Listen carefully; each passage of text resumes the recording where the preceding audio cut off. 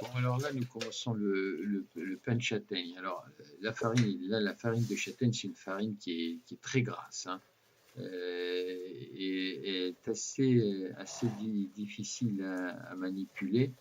Mais bon, avec les mêmes quantités d'eau, hein, pour tout, hein, puisque je vous fais un modèle standard, euh, on a une farine on a une pâte qui est intéressante, hein, on ne rajoute pas, hein. Mais le problème de cette pâte, c'est qu'il y a des petits nodules de farine qui se forment et qui ne veulent absolument pas s'intégrer dans la farine. Donc il faut la manipuler assez longuement pour enlever ces petits nodules. Vous voyez que je vous montre là. C'est des petits nodules qui apprennent absolument pas l'eau, hein. Ça, c'est caractéristique quand on dit que il faut vraiment être la main de Dieu pour faire une pâte, parce que, comme vous constatez, ça naît, mais avec la châtaigne, toute la farine ne s'intègre pas forcément. Vous voyez ce que je vous montre là? Voilà, ça fait comme ça.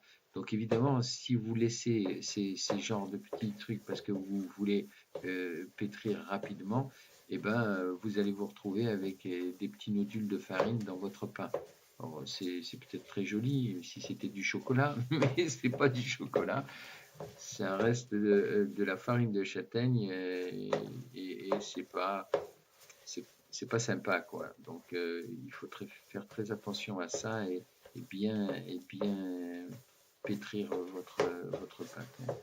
Là, on a vraiment un mouvement de mélange et de pétrissage qui doit être important. Ce qui rend évidemment la création de ce pain beaucoup plus long que tous les autres, hein. Il faut et surtout être très attentif à ce qui se passe dans ce mélange-là.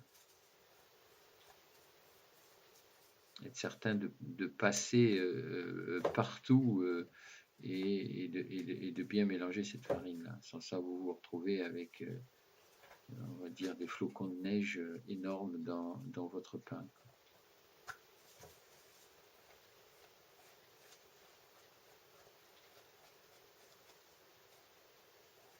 Toujours votre nettoyage de vos mains avec méthode et grande concentration et ça sera très très bien.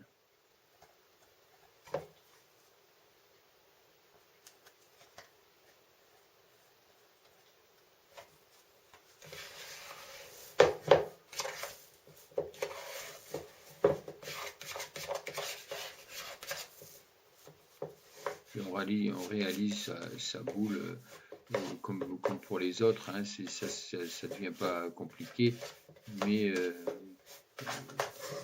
on essaie de ne pas rajouter trop de farine parce que vous voyez, même si on en rajoute un petit peu, et comme elle est très, très grasse, ça ne sert pas à grand chose parce que regardez, vous voyez, quand je la passe, normalement la farine disparaît directement dans la pâte et là, il faut passer plusieurs fois pour pouvoir l'enlever, hein. Donc vous voyez bien sur la table, je passe dessus et ça ne s'enlève pas forcément.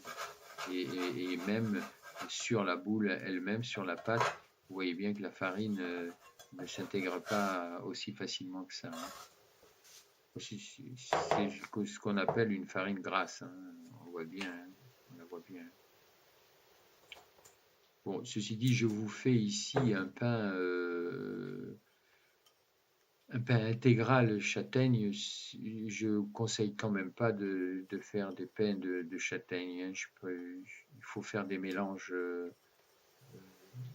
Il faut faire des mélanges avec la châtaigne, hein, parce que c'est pas extraordinaire quand même comme réalisation et comme goût, hein, gastronomiquement parlant, c'est pas le pied, quoi.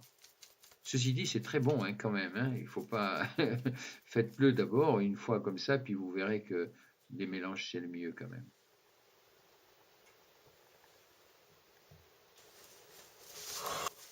Comme pour tous les autres, hein, étant donné que je l'ai fait le soir pour la cuisson au moins, au minimum 12 heures après.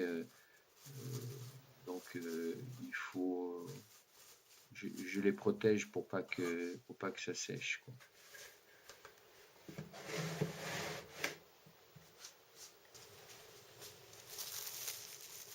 Voilà, ce qui fait que le matin, quand je l'enlève pour la cuisson, eh ben, le pain, ça gonfle pas, hein, pas vraiment, et ça gonfle pas.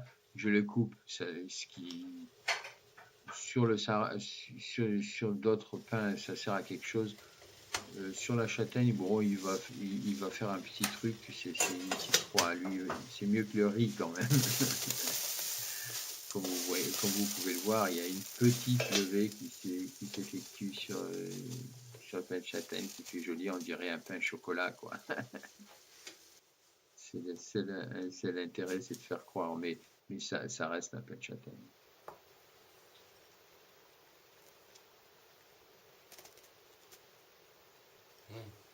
Ouais, c'est de la châtaigne, hein, c'est sûr.